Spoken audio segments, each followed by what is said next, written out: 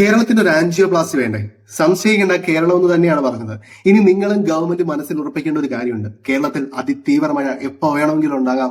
അവ നമ്മെ മുക്കാം, ഉരുൾപൊട്ടലുകൾ ഉണ്ടാക്കാം. അപ്പോ അങ്ങനെയുള്ള ഒരു സാഹചര്യം ഉണ്ടായാൽ അതിനുവേണ്ടി കേപ്പബിൾ ആവുക എന്നുള്ളതാണ് നമുക്കിപ്പോ ഏറ്റവും എളുപ്പമുള്ള മാർഗം. അതിന് നമ്മൾ കേപ്പബിൾ അല്ല എന്നാണ് കഴിഞ്ഞ ദിവസങ്ങളായി, കഴിഞ്ഞ വർഷങ്ങളായി നമ്മൾ മനസ്സിലാക്കിക്കൊണ്ടിരിക്കുന്നത്. അതിനുവേണ്ടി ആദ്യം പെയ്തിറങ്ങുന്ന വെള്ളം കൃത്യമായി കടലിലേക്ക് ചേരുക എന്നുള്ളതാണ്. പമ്പാ നദിയിലെ വെള്ളം കുട്ടനാടൻ പ്രദേശങ്ങളുടെ തകഴി, എടത്വ വഴിയൊക്കെ വേമ്പനാട്ട് കായലിലേക്ക് എത്തി പ്രധാനമായും തോട്ടപ്പള്ളി പൊഴിമുഖത്തിലൂടെയാണ് കടലിലേക്ക് പതിക്കുന്നത്. അതിനോടൊപ്പം തന്നെ അരൂർ, അരൂർക്കുറ്റി, കൊച്ചി അഴിമുഖം, പിന്നെ വടക്കോട്ടൊഴുകുന്ന ചില കൈവഴികളിലൂടെ മൂവാറ്റുപുഴയാറുമായി ചേർന്നിട്ട് കായലിലൂടെ അറബിക്കടലിലേക്ക് പതിക്കാറുമുണ്ട്. പക്ഷെ പ്രധാനമായിട്ടും തോട്ടപ്പള്ളി പൊഴിമുഖം വഴിയാണ് കടലിലേക്ക് പതിക്കാറുള്ളത്. പമ്പ, മണിമലയാറ്, അച്ചൻകോവിലാറ് തുടങ്ങിയ നദികളിലെ ജലം അറബിക്കടലിലേക്ക് ചേരുന്ന സ്വാഭാവിക ജലനിർഗമന പാതയാണ് ഈ തോട്ടപ്പള്ളി പൊഴിമുഖം എന്ന് പറയുന്നത്. എന്നുവെച്ചാൽ ഈ നദികളുടെ പരിസര പ്രദേശങ്ങളിലെയും കുട്ടനാട്ടിലെ പരിസര പ്രദേശങ്ങളിലെയും വെള്ളപ്പൊക്കം പ്രധാനമായും തടയുക എന്നുള്ളതാണ് ഈ തോട്ടപ്പള്ളി സ്പിൽവേ കൊണ്ട് ഉദ്ദേശിക്കുന്നത്. അത് നിയന്ത്രിക്കേണ്ടത് ഈ തോട്ടപ്പള്ളി സ്പിൽവേ ആണ്.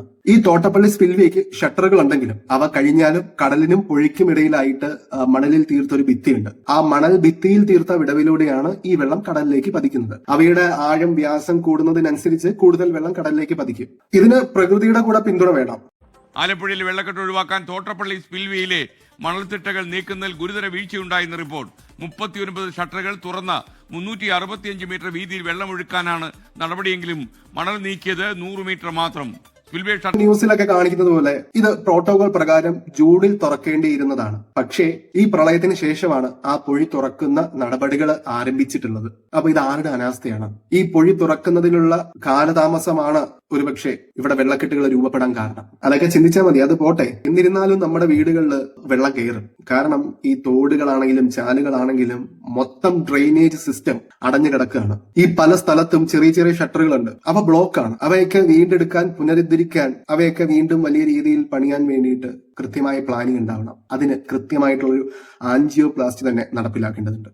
ഇപ്പോ പറഞ്ഞ് അവസാനിപ്പിക്കുകയാണെങ്കിൽ ഈ മഴ പെയ്യുന്ന വെള്ളം കൃത്യമായി കടലിലേക്ക് ചേരാനുള്ള മാർഗങ്ങൾ വിപുലീകരിക്കണം. ഇപ്പൊ പെയ്ത മഴയുടെ 10 ഇരട്ടി മഴയോ അതിൽ കൂടുതലോ പെയ്താലും ജനവാസ മേഖലകളെ ബുദ്ധിമുട്ടിക്കാത്ത രീതിയിൽ ആ വെള്ളം കടലിനോട് ചേരണം. അതിനുള്ള പുതിയ പുതിയ മാർഗങ്ങൾ അവലംബിക്കണം. ഉള്ള മാർഗങ്ങൾ അറ്റ്ലീസ്റ്റ് വൃത്തിയെങ്കിലും ആക്കിയിടണം.